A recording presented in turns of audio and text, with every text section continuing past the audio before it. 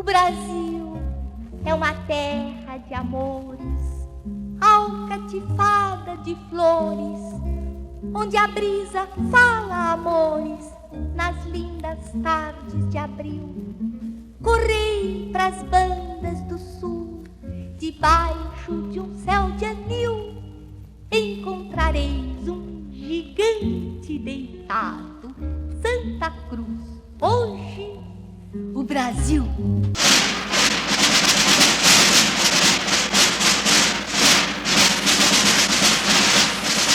Atenção Brasil, o Regimento Sampaio, o Grupo de Artilharia 105 e o Batalhão de Caçadores de Petrópolis, que haviam se deslocado em direção a Minas, aliaram-se às forças da 4ª Região Militar e da Polícia de Minas.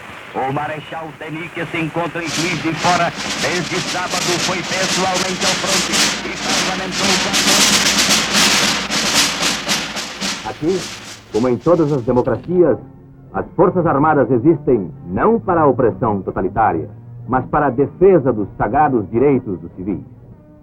Exército, Marinha, Aeronáutica, escolas de ordem, legalidade e democracia, virtudes sobre as quais se estabelece a liberdade e se desenvolve o progresso.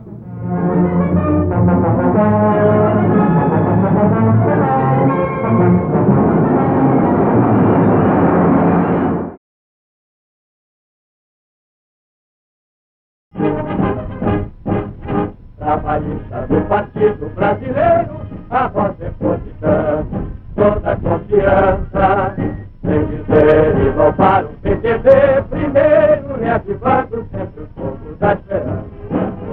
Aplaudiam de nossos representantes, soldados que defendem a glória brasileira, insignes sentinelas, sempre vigilantes, lutando pela causa da nação inteira. Elevar o partido é nossa obrigação, incentivar devemos, no Brasil inteiro realçar e divulgar de todo o coração o Partido Trabalhista Brasileiro. Sei que é amargo o preço que pagam aqueles que, como eu, têm uma causa a defender e a ela tão profundamente se identificam.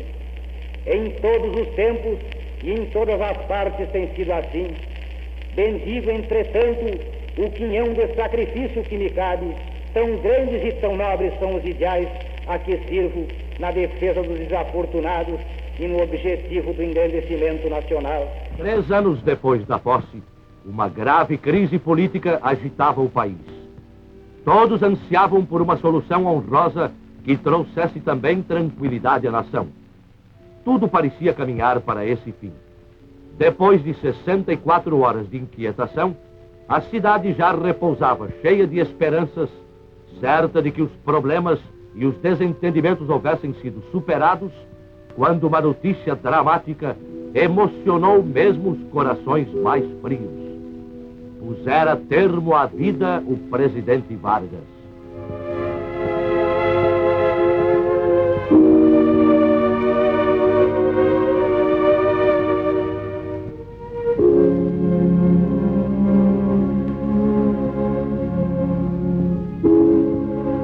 O sepultamento em São Borja foi doloroso para todo o país. Getúlio Vargas morreu sacrificado pelos interesses internacionais contrários à emancipação econômica do Brasil e por grupos nacionais revoltados com o regime de justiça social por ele instituído para amparar os pobres e humildes. Jango jurou continuar a sua obra. Tendo o Tribunal Superior Eleitoral, na sessão especial de hoje realizada, aprovado unanimemente a apuração geral do pleito de 3 de outubro de 1955, proclamei em seguida eleitos presidente e vice-presidente da República para o período a iniciar-se a 31 de janeiro corrente, os senhores Juscelino Kubitschek e João Goulart. No Palácio Tiradentes, missões diplomáticas, ministros de Estado e parlamentares aguardam a chegada dos senhores Juscelino Kubitschek e João Goulart. Chega o carro conduzindo os 2 homens públicos que dão entrada no recinto da Câmara dos Deputados dirigindo-se para a mesa daquela casa do Congresso. De todos os lados, surgem os aplausos para o novo chefe do Executivo e o vice-presidente.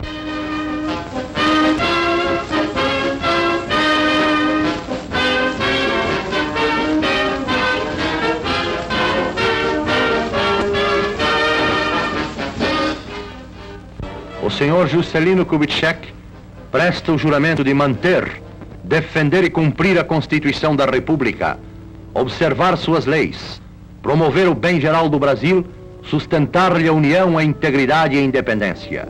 Em seguida, assina o termo de posse. Também o senhor João Goulart compromete-se a exercer o cargo de vice-presidente com dedicação e lealdade, cumprir as leis do Brasil e tudo fazer pelas suas instituições e pelo seu progresso.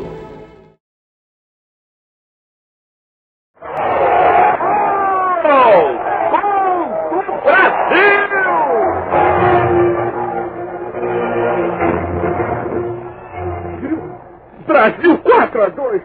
Agora, para a conquista do campeonato, só nos basta o empate no último jogo. Quem vencerá as eleições? Existe até nesse fenômeno algo de esportivo. Ora, quanta gente quer que o nosso time de futebol ganhe uma partida? Torce por ele, vai ao estádio, sua, vibra, grita, fica rouco, briga muitas vezes porque quer a vitória de seu clube. E isso é apenas um clube de futebol. Na grande pesquisa eleitoral, o nosso time é o Brasil. Portanto, todos nós precisamos torcer por ele. Como? Participando da luta?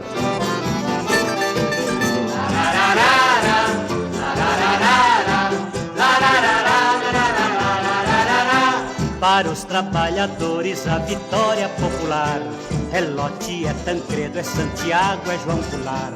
Para os trabalhadores a vitória popular é Lote, é Tancredo, é Santiago, é João Goulart. Em 3 de outubro nós venceremos e mostraremos que valemos muito mais. Em 3 de outubro nós votaremos. Varre, varre, vassourinha, varre, varre o meu país. E quem dançar este rock, eu garanto pé de bis.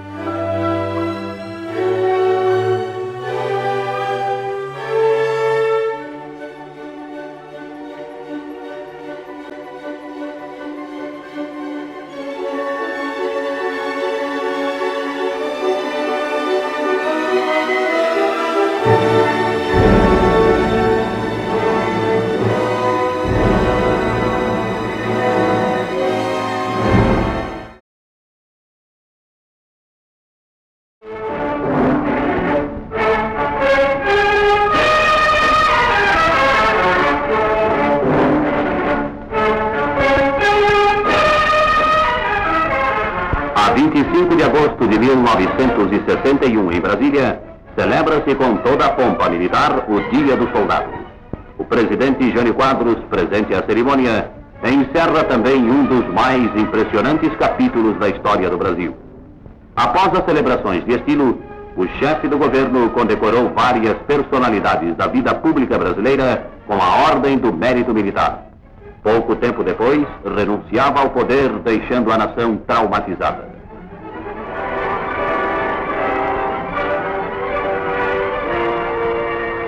Ausente do país o vice-presidente João Goulart, o presidente da Câmara dos Deputados, Sr. Ranieri Mazzilli, assume o poder nos termos da Constituição da República.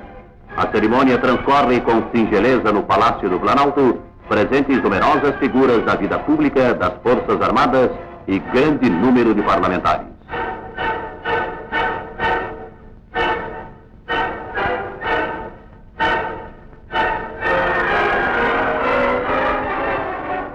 vice-presidente que se encontrava em missão diplomática na China continental é chamado com urgência ao Brasil, enquanto no Rio Grande do Sul organiza-se o movimento de resistência em favor de sua investidura como primeiro mandatário da nação. O general Machado Lopes, comandante do 3º Exército, vai ao encontro do governador Lionel Brizola, aliando-se ao movimento pró-defesa da legalidade e dos princípios constitucionais.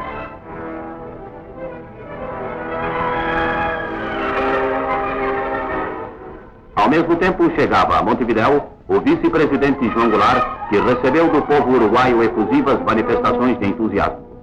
Após uma viagem cansativa ao Extremo Oriente, passando pelo Pacífico, o senhor João Goulart encontra-se finalmente às portas do Brasil.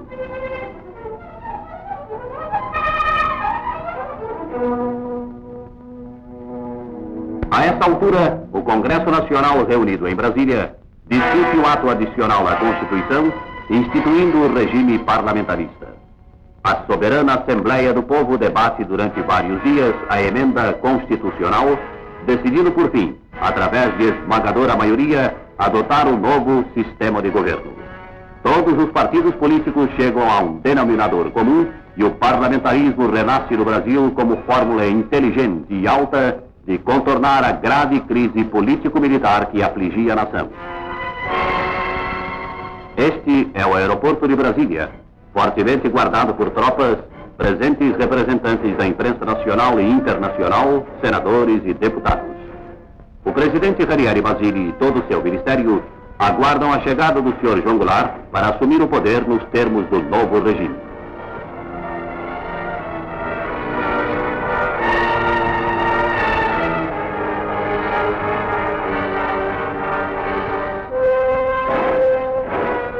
Os véus da noite caem sobre Brasília.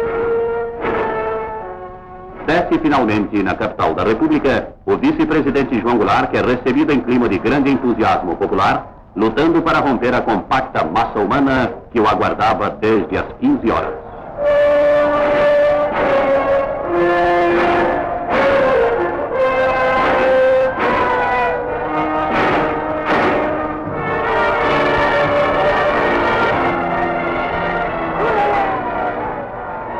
Aqui se descobriu, entre estruturas verticais e as duas gigantescas cúpulas de cimento armado, um novo rumo da história. Ao recinto do Congresso chega o presidente João Goulart, que é aclamado pelos representantes do povo, tendo que vencer nova batalha para atingir a mesa do plenário.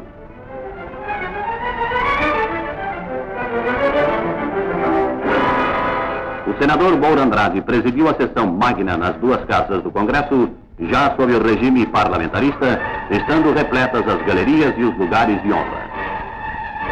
O presidente João Goulart, perante o plenário de pé, presta o solene compromisso de respeitar a Constituição e defender o novo regime. Tranquilizava assim o povo brasileiro, que emergia da crise com novas esperanças no futuro.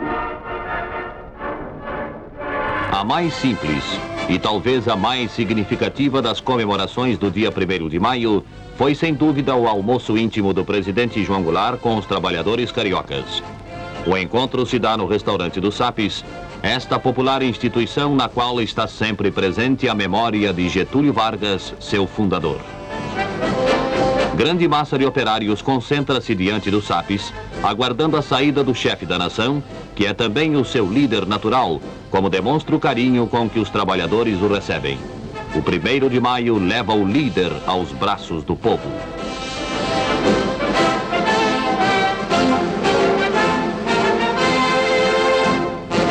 Quem contempla esse quadro comum no interior do Brasil, sente logo a necessidade de reformular a política agrária do país. Há dois aspectos que merecem ser postos em evidência.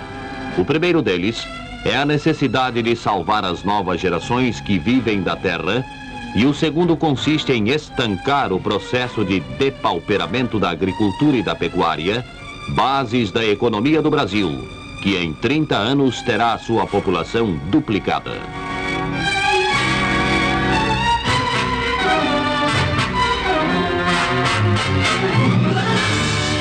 Entre as reformas de base que o atual governo começa a levar a efeito, a reforma agrária se impõe como sendo uma das primordiais, estimulando grandemente todas as fontes produtoras A reforma dará ao agricultor brasileiro condições de vida compatíveis com as conquistas sociais de nosso tempo.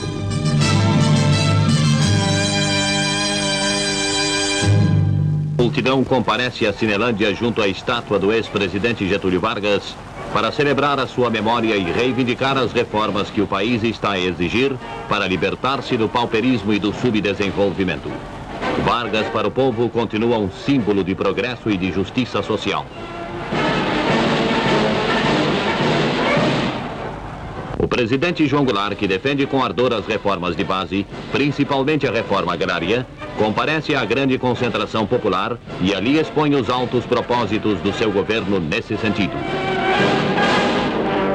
Em visita oficial ao nosso país, chega à capital brasileira acompanhado de sua esposa e comitiva, o presidente da República Socialista Federativa da Iugoslávia, Marechal Josip Broz Tito.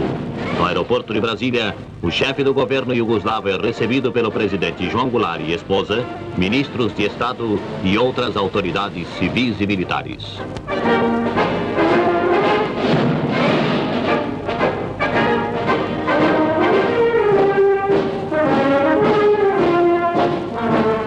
Mais tarde, o presidente Tito visita o presidente João Goulart no Palácio do Planalto, quando ambos palestram em ambiente quase informal, ainda que protocolar. A visita de Tito dá cumprimento à política externa do país, que preconiza o estreitamento de nossas relações com todas as nações do mundo, sem discriminações de qualquer ordem.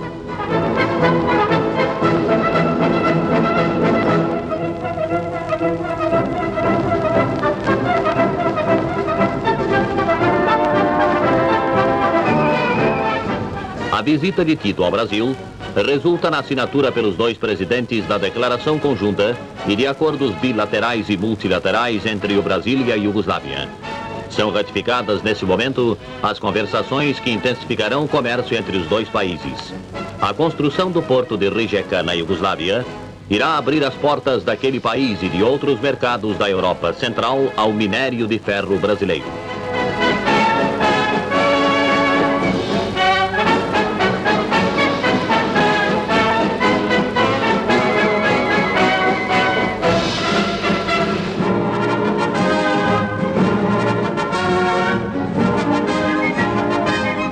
Estamos na base aérea de Washington, momentos antes da chegada do presidente do Brasil. Por uns dias, a atenção dos povos americanos esteve fixa nesta visita entre Goulart e Kennedy, principalmente porque ela vinha precedida de uma série de fatos novos e de uma incerteza a respeito da atual política externa brasileira. Comentários maldosos de alguns criaram uma expectativa até então inédita. Entretanto, ali estavam os dois chefes de Estado, juntos como sempre, para dirimir todo e qualquer comentário menos sensato. Praticamente, a troca de impressões entre os dois presidentes teve início neste instante em que se dirigiam para o helicóptero que o conduziria o visitante até a Blair House, onde ficaria hospedado. Dentre os vários assuntos focalizados nas entrevistas dos dois chefes de governo, foram ventilados assuntos que se prendem aos auxílios que a Aliança para o Progresso pretende dar ao Brasil e as providências que devemos tomar para as especificações dos empréstimos. Subdesenvolvimento e industrialização, como uma das formas de permitir o combate à miséria, foram alguns dos nossos argumentos nas conversas cordiais que mantivemos com as autoridades americanas. Toda a entrevista, ainda que em tom de franqueza para melhor elucidação dos problemas, transcorreu em ritmo normal e amigável.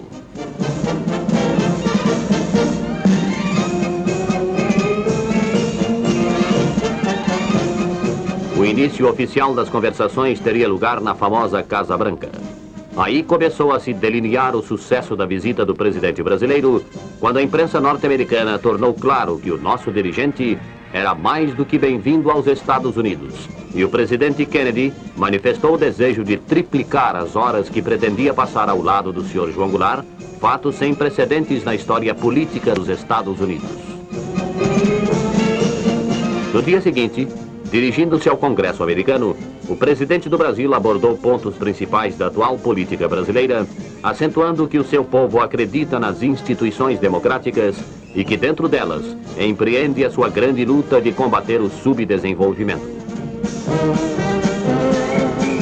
Em sessão solene do Conselho da Organização dos Estados Americanos, o Sr. João Goulart foi recebido na sede desta entidade, onde também prestou inúmeros esclarecimentos a respeito das últimas posições assumidas pelo Brasil com relação aos acontecimentos do continente. Em Nova York, repetiram-se as solenidades de recepção ao presidente brasileiro.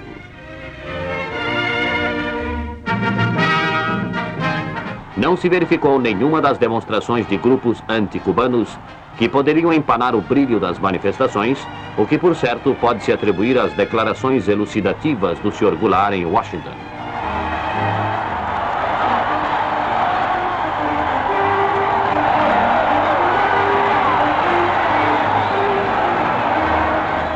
O Sr. João Goulart, chegando aos Estados Unidos, no momento em que tantas dúvidas se lançavam no espírito do seu povo, teve a capacidade de esclarecê-las em prol da amizade entre os dois povos que, hoje, mais do que nunca, se afigura como indispensável aos povos defensores da democracia.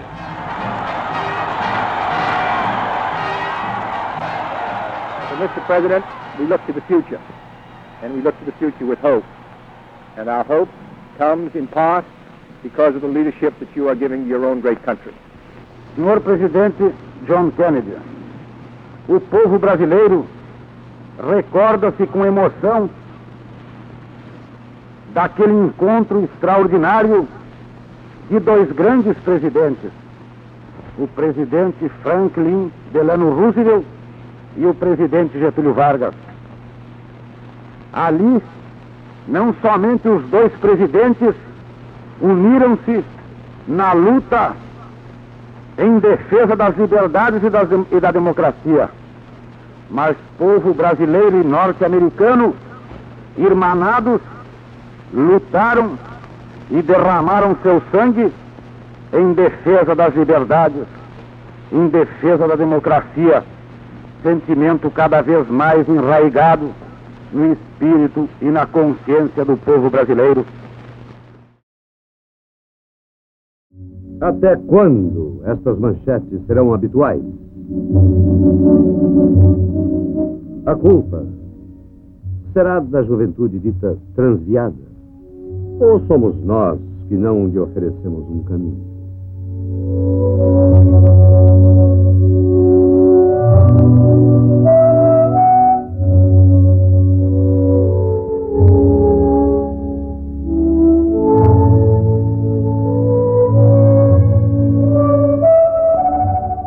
E entre as famílias ricas, não existem, acaso, graves desajustamentos morais?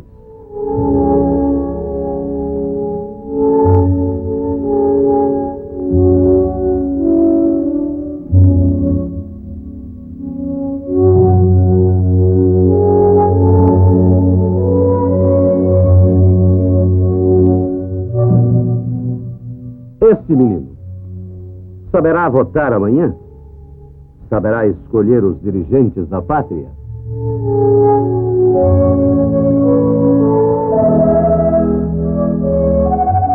Domingo é dia de fecharia, oi, lá vou eu de caniços namorar. Mar está cheia, fico na areia, porque na areia dá mais peixe que no ar. Musicalmente, fevereiro foi marcado no Rio pelo contraste. Enquanto na rua o carioca vibrava com o carnaval, desaparecia para sempre um dos maiores compositores populares de todos os tempos, Ari Barroso.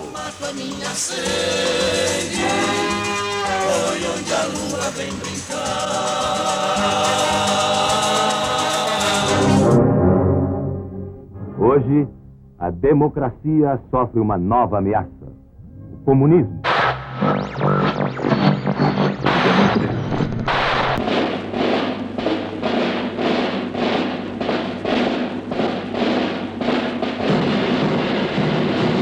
E passado o período colonial, o país passou a ser um bom quintal. E depois de dada conta a Portugal, instaurou-se o latifúndio nacional. Subdesenvolvido, subdesenvolvido, subdesenvolvido, subdesenvolvido. Eu estaria faltando um dever de consciência se não dissesse que esse esforço extraordinário que realizamos, ao lado do sofrimento também extraordinário que passa o povo brasileiro, jamais atingirá os seus grandes objetivos sem que se realize no Brasil as reformas de base reclamadas por toda a nação. Aonde seremos levados pela demagogia e a agitação social.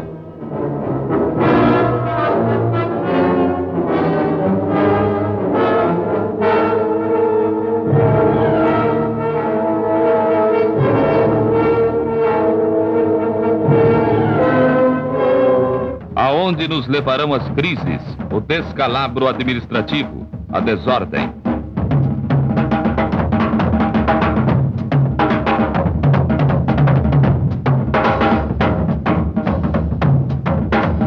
Aonde nos levará a omissão das chamadas elites. O tempo é pouco. O Brasil não pode esperar mais.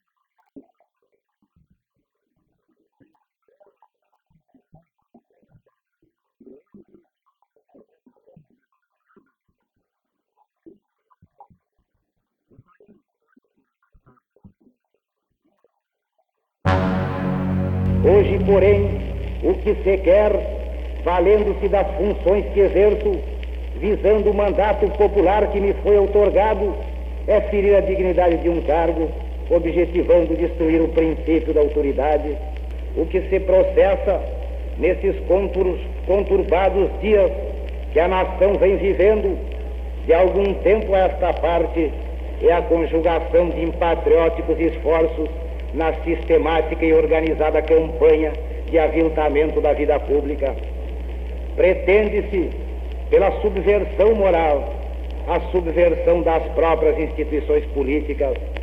Todos estamos sendo envolvidos, o Executivo e o Legislativo, as Forças Armadas e o Poder Judiciário, nessa urdidura na sombra, nesse translocado intento de, à custa do assalto a reputações pessoais, ir arrastando o país a um clima de ódio, de intranquilidade e de imprevistos, a fim de forçar um clima de insegurança e de golpismo. Faz-se preciso reagir contra isso, ou estaremos também nós, os atingidos ou os indiferentes, tornando-nos cúmplices desse lento, mas incessante envenenamento a que vai sendo submetida a nação. Por isso, senhores senadores, sinto que devo falar, que devo lançar este brado de alerta antes que seja demasiado tarde.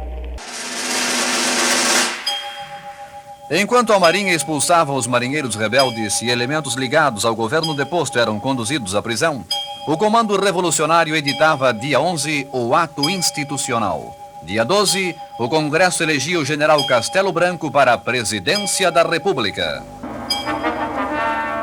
Iniciaram-se as cassações de mandatos e suspensões de direitos políticos. Dia 15, Castelo Branco foi empossado presidente da República e pronunciou o discurso no Congresso declarando: Meu governo será o das leis, o das tradições e princípios morais e políticos que refletem a alma brasileira. O aumento de vencimentos dos militares foi aprovado dia 23, enquanto o governador Carlos Lacerda, em plena Paris, atacava de Gaulle e a imprensa francesa e defendia a revolução. Brasília. O Brasil rompeu relações diplomáticas com Cuba. Os funcionários da Embaixada Brasileira em Havana receberam ordem de retornar imediatamente. Radek Vita, espião tcheco, caiu numa armadilha da polícia. Foi preso e expulso do Brasil. Juscelino Kubitschek lançou um manifesto contra os militares e foi rebatido pelo general Costa e Silva, que comparou sua fala à de Goulart. O coronel Fontenelle iniciou a revolução do trânsito carioca, proibindo dobrar à esquerda. Prosseguiu nos primeiros dias de junho a retirada de elementos do governo deposto para o exílio. O presidente Castelo Branco discursou na Assembleia Legislativa do Recife, condenando o poder ditatorial.